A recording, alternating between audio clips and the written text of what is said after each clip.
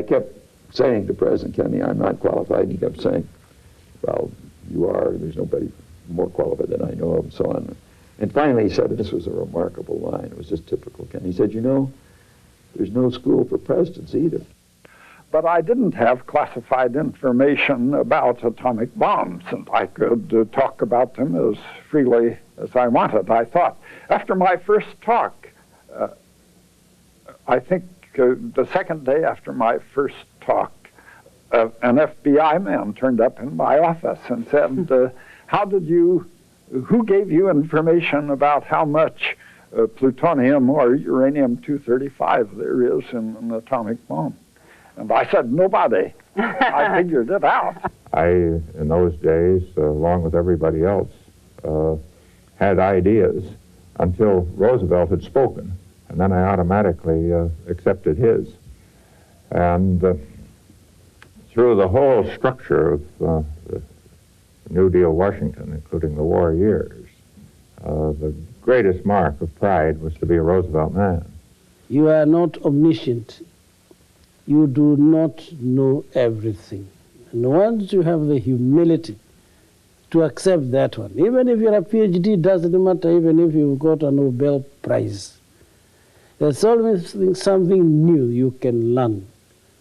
And you can learn that from a person from any station in life.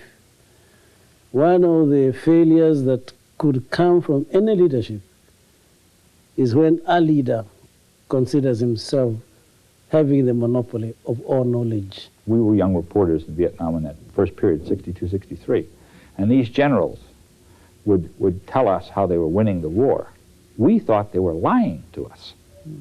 We thought that they were, we considered these statements of fatuous optimism to be insults to our intelligence. We thought that they regarded us with contempt because we were reporters, and they were just saying, we thought they had a grip on reality. When I got the Pentagon Papers, I began to realize that just a moment, maybe these people believed these delusions. And then when I began to research the book, I discovered that it was absolutely true. The 9 years of my days in the United States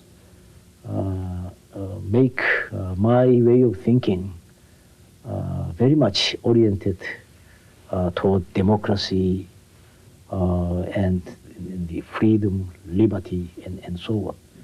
So that my education at Berkeley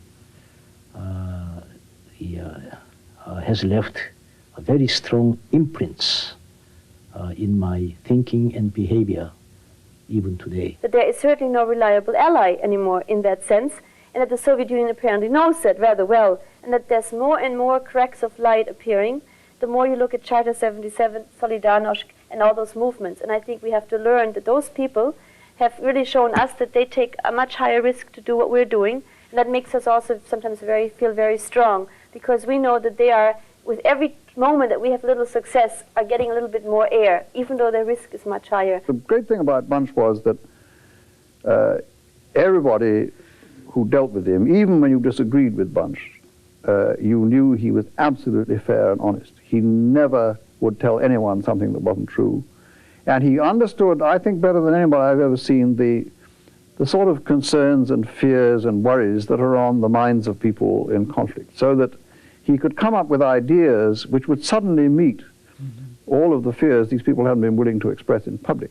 And the result was he enjoyed the most astonishing confidence from the people he dealt with.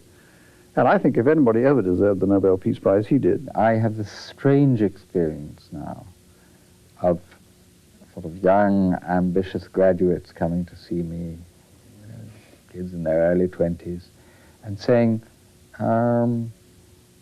Gardner, where should I go? You know, tell me the horse that is going to be the winner. As if you could make this choice like a stockbroker choosing a good stock. That is absolutely not how I made the choice. I followed my nose. I went to Berlin, I went to Central Europe because it interested me, because there was a big question I wanted to find the answer to, because I cared passionately about it. And it just happened to become the center of European history. One of my visions is a return of a sort of Gladstone approach to politics. And I'm thinking of Gladstone, the campaigner, who gave long, long lectures, I'm almost tempted to say, to his constituency about distant parts of the world, explaining the complications of these distant parts. And while it's very unpopular these days, in view of fundamentalism and protectionism and the desire for homogeneity to say so, I think the great counter-cyclical task which the moral minorities have is to spread the message of complexity. The world isn't simple, nor should it be simple. It's rich because it's complicated. Let us somehow manage to live with that.